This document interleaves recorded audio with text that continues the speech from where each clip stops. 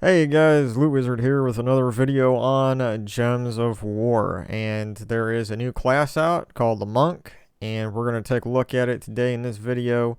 I'm going to give my thoughts and opinions on its traits, its talents, all that good stuff, and also I do want to include in this video a little bit about how many battles it takes to get your class from 1 to 100.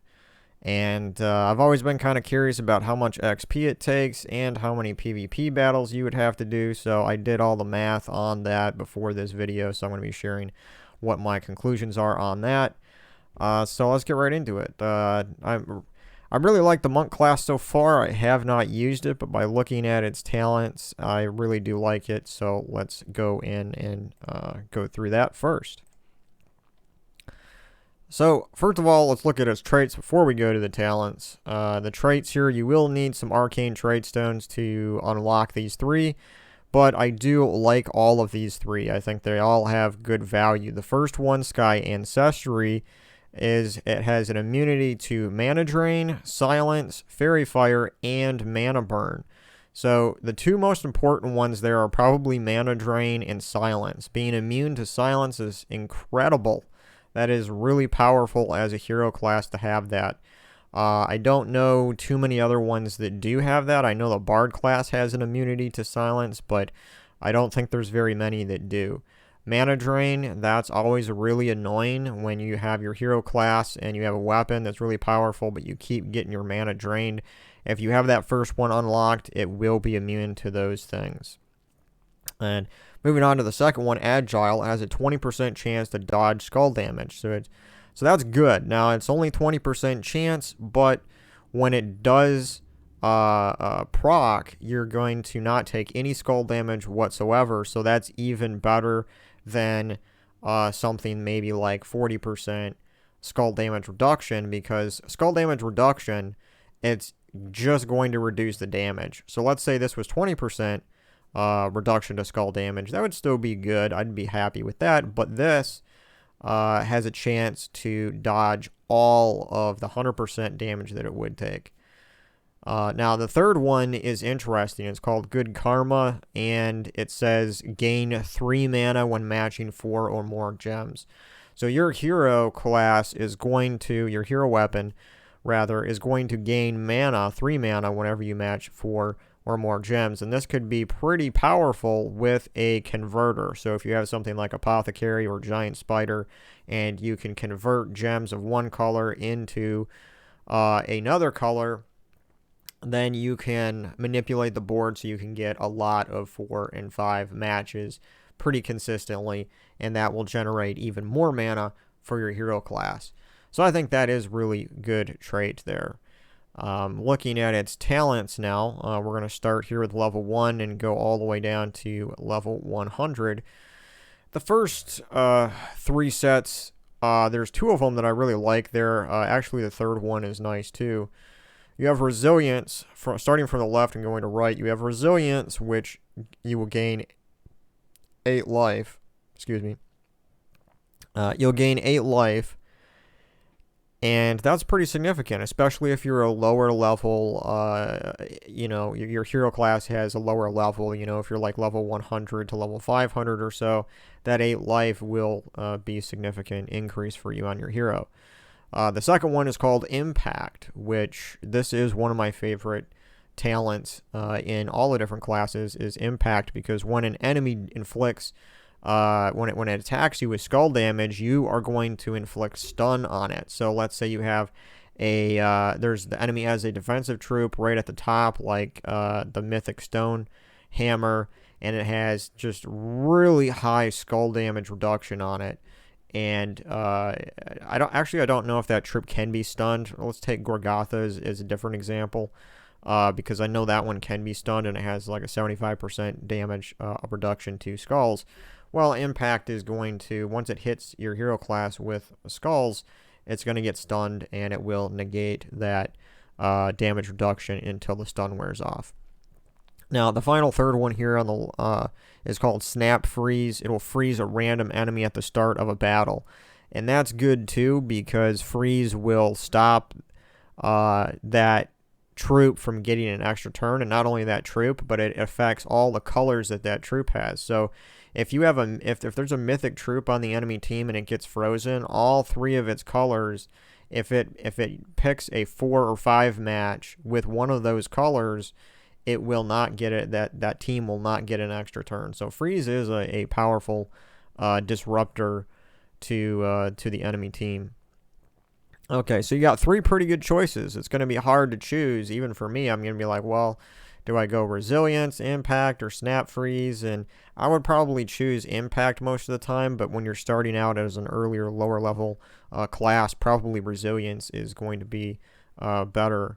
But freeze is also good. Like if you're going up against a goblin team, freeze is something that you definitely want to have in your hero class. Okay, moving on to level 5 here of the talents that you unlock. The first one on the left is Purification.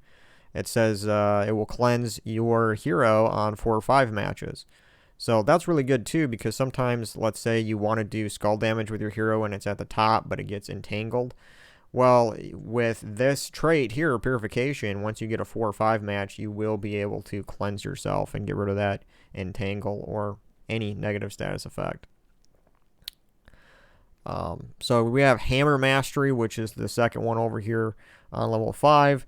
It allows your hero to gain 2 magic if you're using a hammer. So that's interesting, but it's only useful if you're using a hammer. So you have to pick a weapon where it says specifically that it's a hammer in order to gain that 2 magic bonus. Then finally, we have a third one over here, Immunity to Frozen. It's called Insulated. So Immunity Frozen is good. Now consider that this class already in its traits is immune to Mana Drain, Silence, Fairy Fire, Mana Burn, all of that already, but it wasn't immune to Frozen. So you could select this trait here once you unlock, or this talent once you unlock it, and you would gain immunity to Frozen. So this class is already looking like it has immunities to almost everything. It's not going to be immune to Entangle, at least so far that we've seen. So it's not immune to Curse and Entangle and Stun and a few of those other things like that, but it will have immunity to a lot of things, including this option here for Frozen. So, for me, I would probably choose Purification most of the time, but Insulated is also a good talent there. Okay, moving on to level 10, we have Fast Healing. It says it will recover 2 life every turn. And then we have Stone Circle. All brown allies gain 3 armor. And finally here, the last one on this row, Ocean's Trident. Gain 3 magic if using a pole arm. Now, it should be obvious here that you're only going to use that if you're using a pole arm. If not, you should be selecting one of these other 2 ones here. Stone Circle is only going to be useful if your team has all brown allies or mostly brown allies. But I would say that Fast Healing is probably the best talent in this row, because recovering 2 life at every turn might be something that's going to save you at the end of that battle. Okay, moving on to level 20 here. We have Fey Vengeance. Fairy Fire a random ally or enemy when an ally dies. So every time your ally dies, it's going to Fairy Fire a random enemy. Then we have Dwarven Armor. Gain 4 armor for each Dwarven ally. Water Binding. All blue allies gain 4 life. So we have a few interesting options here. Obviously, these things are all dependent on, well, not all of them, but the 2 last ones here are dependent upon what kind of troops you have in your team. So if you want your hero to gain a lot more armor, you could build a team where this hero is with 3 other dwarves. If it's with 3 other dwarves, then it's going to gain 4, 8, and 12. It's gonna have 12 extra armor, because it'll gain 4 for each dwarven ally. Then we have Water Binding. So if you're going to gain 4 extra life if you have blue allies, so you could get a potential of 12 or maybe 16 extra life there as well. Well, no, actually, you won't be able to get that on that one. I was confusing that with the each there. This one just says blue allies gain 4 life, so you're not going to get any bonuses above that. Okay, moving on to the level 40 here. Healing Herb. Gain 4 life when matching green gems. Okay, so not only you have up here, you have fast healing, which is going to recover 2 life every turn, but it won't recover life over and above your max health. But down here, you have healing herb, which is going to allow you to gain 4 life when matching green gems that's above your max health. So that's really great. So now if you combine healing herb with fast healing, you're going to be able to increase your health every time that you match greens, and then it's going to recover that health if it loses it. So that's good. Healing herb is actually good. But now we have another really good talent, which is rock solid. And as you know, that's one of my favorite talents. I talk about it all the time, how good rock solid is. It saves you so much in a lot of these battles, especially in some of these event battles where, and in delves where the enemy has 100, 200, 300 attack damage, and rock solid there with that barrier on brown matches, that'll save you a lot of from taking a lot of damage. Then we have deluge for submerge a random ally in 4 or 5 matches. So that can be useful too, because submerge is a positive status effect that will allow that troop to dodge any damage that is targeting all the enemies. So that is good as well. Now, out of these 3, it's hard to pick, but I probably would go with rock solid most of the time, and in certain cases I would pick healing herb there, because that with fast healing is a good combination. So then we have at level 70, we have 3 more here. Nature's Will is the first one, which allows you to gain bonus green from green gem matches. We have Stone Mastery, which you will gain brown mana from brown matches. And finally, Water Mastery, you will gain a blue gem for a bonus for every blue mana that you match. So that's really good, because every time you see this in your talents, I do like these because it will allow you to get mana faster when you're in a game. So if you have a banner, let's say you have a banner that is already 2+ to blue, and if you select Water Mastery here, then that will be like a 3+ to blue as a bonus. So that's really good there. Now finally, we're moving on to the last row here of talents in this class. Level 100. First one is Eternal Summer. All Fey allies gain 2 life every turn. And we will have to go and check to see what this class is, what troop type this is, because if this is a Fey, that will affect this class itself instead of just other troops in your team. Then we have Fortitude, which is, without a doubt, one of the best level 100 talents that you can unlock. It will allow you to be immune to stun, poison, disease, death mark, and devour. So, as I was saying earlier, that this class had all these immunities. So, this is the immune class, really is. The only thing that I'm seeing that it's not immune to is Entangle, because if you go back here, look at its traits, it says it's immune to Mana Drain, Silence, Fairy Fire, and Mana Burn. Then in its talent tree, you can select Insulated. You will become immune to Frozen. Then if you make it down here to 100 and select Fortitude, you'll be immune to Stun, Poison, Disease, Death Mark, and Devour. So the only negative status effects that I can think of that you are not immune to at this point with this class is Entangle and Curse. But the only thing that really, I don't think there is any immunity in talents or traits for Curse. That's pretty much, I think the only thing that can protect you from being cursed is if your troop is already blessed. So that put aside, the only other negative status effect is Entangle, which is amazing.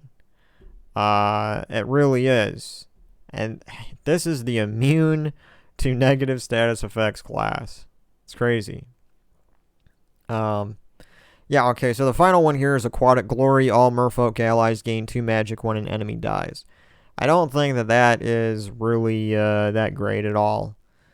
Because at the most, because this is when an enemy dies. So you have to have merfolk allies in your team to begin with.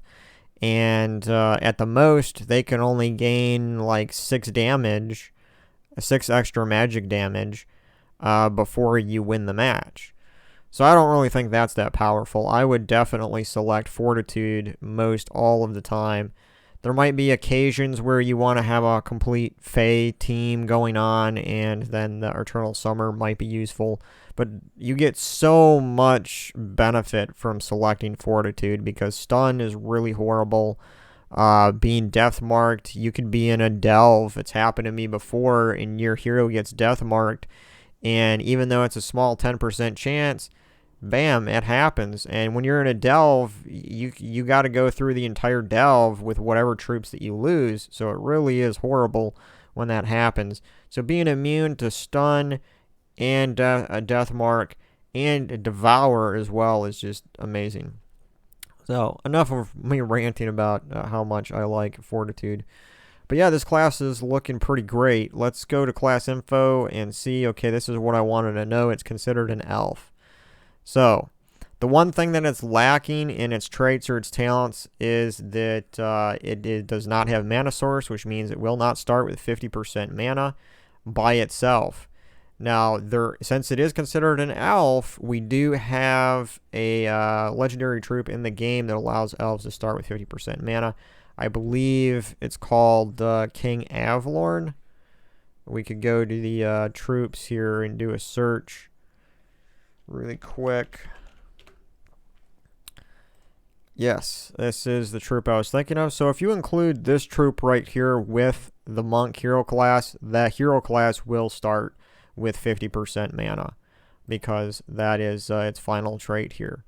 And this troop is also immune to some things as well, and it's immune to entangle as well as silence. So if you wanted to build a team that has a lot of immunities going on, yeah, it's looking like monk class with this troop here, and I know there's like a few other elves that are immune to things too, like I think the Arachnian Weaver is immune to quite a few things, as well as Yao Guy.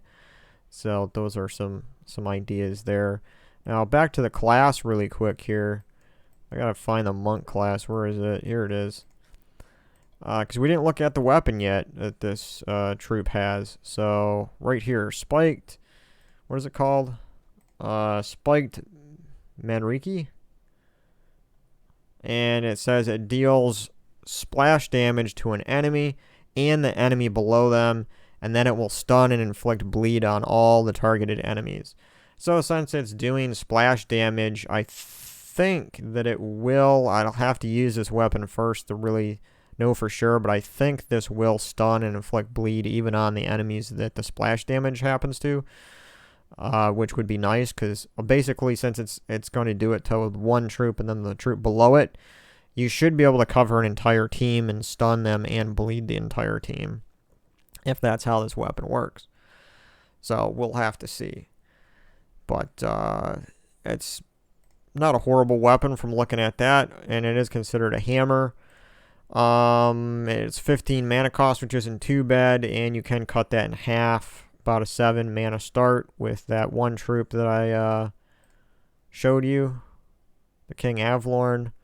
So yeah, now you do need to win 250 battles to unlock this, unless you buy enough gems in the shop in order to unlock it. And I may go and do that. So now that I covered that, all of the stuff with this class, let me run over some numbers that I was talking about how many battles does it take to get the class from 0. As you can see right here, my class, I haven't done anything with it yet because I wanted to see where it started, and I have classes already at 100, so I know how much XP it took me for that last battle to get to 100. And yeah, so it takes 1 XP to get that first level, and then it's going to incrementally get bigger. So we're going to take a look at some math here. I got a Word document where I already worked out all these numbers. So let me bring that up really quick. So basically, class XP starts at 1 for the first level, and then it adds the numbers like this until you get all the way up to, so what this means is that once you get up here, every level you're going to increase how many battles it takes all the way up till that level 100 for each level. And I worked out some numbers here, added up all of these numbers. The sum of them from 1 to level 100 is 4,950, and that's the XP that it takes. Now, for doing PvP battles, you get 2 XP per battle that you win. And delves do as well, and adventure boards, most of those other things like that. The only thing that gives you only 1 XP that I'm aware of right now that I can think of is Explore, which kind of sucks, but at the same time, Explore has different difficulties, so you can put it at the lowest difficulty and do like really fast battles faster than PvP. But I'm just doing PvP battles for all of these numbers just to give you the idea there. So what you have to do is you take the total number here of the 4,950. That's the total XP that it takes to get a class from level 1 all the way to 100. And so then we just divide that by 2. And because we're getting 2 XP per battle, and it will take us 2,475 PvP battles, and that's casual or ranked, to get a single class. And you have to keep that one class equipped the entire time for all of these battles. But that's how many battles that it will take you to get a class from 1 to 100. And then I worked out a couple other quick numbers here because some classes don't have a lot of good talents to unlock at 70 and then level 100. So you might not want to get every class to level 100. You might want to get, most classes I think you want to get to at least 40, and then there's some that you want to get to 70, and then there's a few that you you want to get to 100. So the numbers here work out from, if you're going from level 1 to level 40, you need 820 XP, which turns out to be 410 PvP battles. Now, if you're just doing Explorer, you will need to do the full amount because you're only getting 1 XP. So if you're doing Explorer the whole time, you'll need to do 820 Explorer battles. So that's pretty crazy. PvP cuts that in half. And so then if you want to go from that point, if you get a class to 40 and you want to go from 40 to 70, it's going to take another 833 PvP battles. And if you want to take a class from level 1 all the way to 70, then it's going to take you 1,243 PvP battles. And that's a total of 2,485 XP. And then just to see how hard it gets once you get a class to level 70 and you take that all the way to 100, those last 30 levels, this is how crazy it is right here. Is from 70 to 100 is a total of 2,535 XP, and it takes 1,268 PvP battles. So from 1 to 70, it only takes 1,243 battles. So it takes you about 20 some battles more. The numbers there are pretty close, but there's about 25 PvP battles more in this number. But it's going to take you just as long to take a class from level 70 to 100 as it does to take a class from level 1 to 70. That's just to put your expectations into check. Anyway, I thought these numbers were fascinating. And then because I've never really worked out these numbers. I've just been playing the game, and I'll take a class to, I'm like, I want to take this class to 100, and then I just play it a lot, and I don't even know like how many battles I'm doing, and so I want to work these numbers out and share them with you guys. So if you can, once a class is in the shop, because there's events for these different classes, and once it's in that event, you can go into the class shop and you can buy XP for gems. So I wanted to do a calculation also of how many gems it takes to buy the XP necessary to get a class from level 1 to 100. And so, because what if you don't want to go crazy and play? What's the total number up here? You don't want to play 2,475 PvP battles. That's like probably a month or 2 months of just really hardcore playing. You'd have to work out like how many battles you do every day and divide that by, work out the numbers. I'm not going to do that right now. But, yeah. Anyway, back down to the shop of gems here. How many gems does it cost? So there's 7 tiers in the gem shop, and for each tier they show you the XP you get, all the way down to finally at tier 7 you're going to pay 500 gems for 500 XP. So every single gem just gets converted straight to XP at that point. And that's where the gem to XP cost is the most efficient. As you can see, every other level here, the gems are there's more gems that you're paying per XP, but once you get to that tier 7, then it's just 1 gem equals 1 XP. And so the total XP that you're going to get actually from buying those tiers all the way up to 7 is 1,330. And you're going to have to spend a total of 1,850 gems in order to get to that point, to up to tier 7. Now,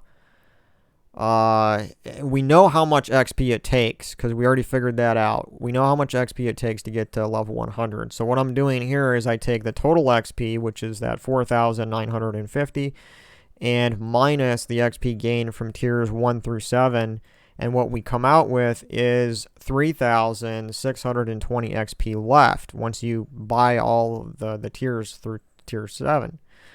So then we have, you can continue to buy tier 7 over and over and over as many times as you need, as long as you have 500 gems to spend. And so all I do is I take the 3,620, which is the XP that's left over that we need, divide that by the 500 gem purchases, and it comes out to be 7.24.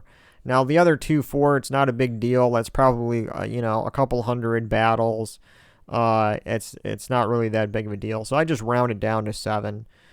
And so need to buy, what you need to do is you need to buy 7 more times to reach the max class level. That tier 7 needs to be bought 7 more times after you reach it to get your that class up to level 100 or close to it.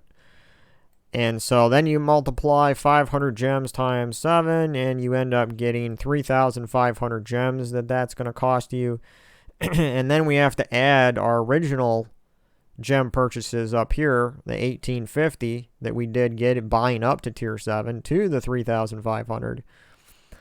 So the total gems needed to buy class XP from level to get to level 100 from 1 in these events is 5,350 gems. And that sounds like a lot, and it is. So I have all of my kingdoms are pretty high level and high chances of tributes, and I collect my tributes as often as I can. And that's where most of my gems come from. But even though I check my tributes, maybe, I try to check them as often as I can. It's probably an average of like 10 times a day. And so I think I get on an average of maybe like 100 or 120 something gems a day just from my tributes. So it takes me, I think I worked out the numbers, not exactly, but it takes me somewhere around a month to get 2,000 gems. Give or take a few hundred. So if I wanted to buy a new class like the monk, which I'm considering doing because I've never done it before, and I do have like 23,000 gems, so I could afford to do it right now. But my strategy has always been save as many gems as possible for the new mythic that comes out so that I can spend those gems on buying VIP keys. So essentially this is basically like 100 VIP keys right here of gems, which it's pretty pricey for sure. But I would never recommend doing this if with real money. Like, the gem cost in the game is really high with real money. You need to get the gems through your tributes and through the adventure board and all of those, through treasure maps, give out gems. You know, that's get enough gems through that if you're planning to do something crazy like this. Excuse me. So, one final note here on the numbers, and not to get too depressing here, but if you wanted to level all the classes currently in the game, there's currently 33 classes, including the new monk that just came out, and that is, I put this in the wrong place there. But so we know that there's 4,950 XP total per class, and so all you have to do is multiply that by the 33 classes that are currently in the game, and what that comes out to is 163,350 XP total for all 33 classes. So if you wanted to level every single class currently in the game to level 100, that's how much XP you're going to need. And I converted that then into the PvP battles necessary, and it comes out to 81,675 PvP battles to level all the 33 classes to level 100. Or if you want to go and if you wanted to buy all of that with gems in the gem shops, just to show you how much that is, you would need to spend 176,000 gems in the class shops when they happen to buy all of your classes to level 100, which I am not going to recommend doing that. That's not practical at all. And since you're going to be playing the game, you might as well play the game while you're trying to level up classes. So I don't recommend buying the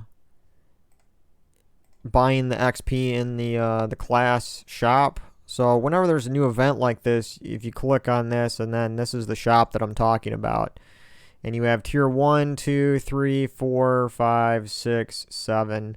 That's the 7 tiers, and then as you can see here, you get 500 XP at this one, and you can buy this one multiple times. Now, you could use this class in this event, and you would get XP as well, because you're going to get rewards here as you're going up on these tiers. Now, this isn't going to be a whole lot of XP, because you're still going to have, this is going to add up to be, looks like somewhere around 100, 150 or so XP right here. So it's not too much, the extra you're going to get there. But you might as well play through up to this point, because you're going to get some gold, and you're going to get a few gems in here and an orb at the end of this. You might as well play through that if you're going to buy into some of these tiers. And if you don't, I don't recommend usually doing this and buying stuff in the class shop, but if you do want to get the class just to, let's say, level 40, it might be worth it for you if you have the gems to spare to buy up to like level tier 4 or tier 5, especially since the class weapon is at tier 5, because that will allow you to unlock that weapon without you having to do 250 battles with the class in order to unlock it, and that'll cost you under 1,000 gems there. So, because this here is 600, and then you have 750 and another 100 there, so you have like 850 gems it'll cost you to get up to tier 5 to unlock that weapon. And that'll give you quite a bit of XP too. You might not be level 40 by that time, but it'll give you a good boost. And so that's something that you can keep in mind as well. So, yeah. That's pretty much my thoughts on the monk class and the XP, how much XP it takes in battles, how many PvP battles it takes to level up a class, and all that good stuff. So, yeah, that's about it for this video. And thanks for watching, guys. As always, I appreciate the support. If you like this video, please, hit that like button. And if you haven't subscribed to my channel, subscribe for more videos and content like this. I really appreciate it, and I will catch you guys on the next one. Later.